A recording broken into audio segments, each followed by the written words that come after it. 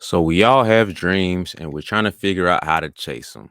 The one of the first few successful things or steps to being successful that I heard about and learned is that you should take advice and listen to people who have been there. If you want to make it to the NBA, take advice from NBA players and NBA coaches.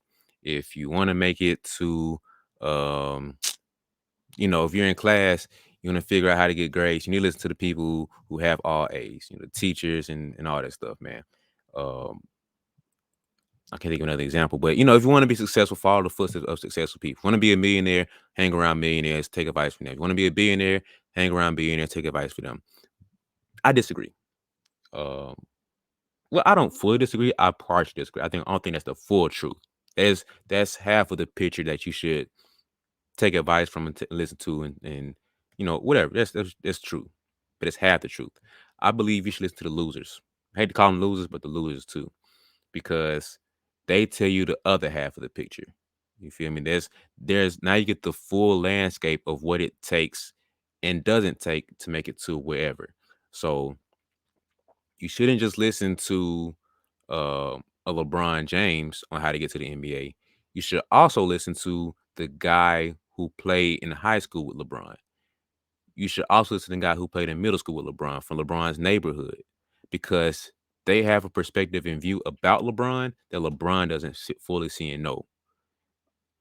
They also have perspective on them and their life to tell you on things to not do. Man, instead of going out and partying, I should have been in the gym with LeBron. I messed up, by, not knowing my limits of certain stuff, not learning my priorities and balancing life and stuff. Because LeBron tells you what he did right.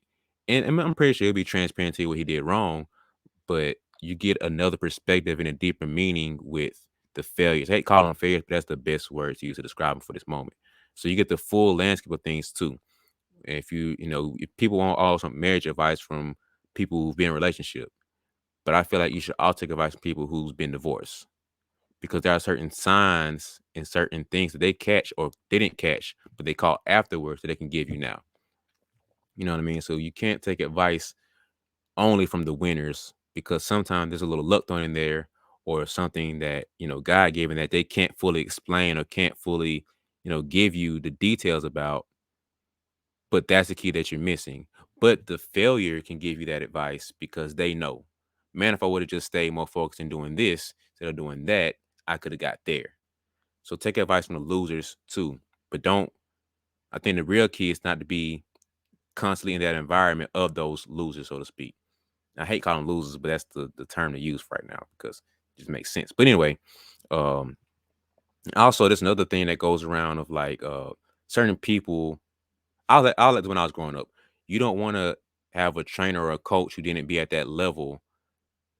Like you don't want a trainer or a coach who didn't play at a certain level. But if you look at guys in the NBA, not every successful coach was the best player. And yeah, they played in the NBA, but they weren't the best player. And there are certain coaches who didn't play in the NBA at all. They might have played college ball. Like Coach K played college ball. He didn't play pro ball. But LeBron, uh, KD, D Wade, J Kidd, they love him. Kobe, they love Coach K. Greg Popovich is one of the best coaches of all time across all sports. Where's his pro team? Where did he play pro ball? Exposure. You know what I mean? Like every coach has been at that level. So we had to take advice from guys who weren't the superstar guys to teach you how to be superstar guys. So sometimes there's a certain craft in studying the game too that plays a long way.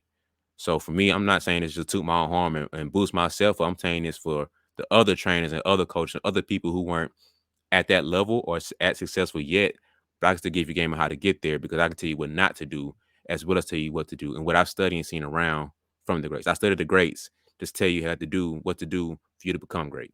So not taking advice only from successful people will get you there, but also from the failures and people who didn't reach the same pinnacle that you plan to reach too. So get the full landscape and the full picture of success by seeing the good and the bad, the good and the evil, the wins and the losses. So get the full picture of where you want to get to from people who made it and people who didn't make it or failed to. So that's it. Have a good one.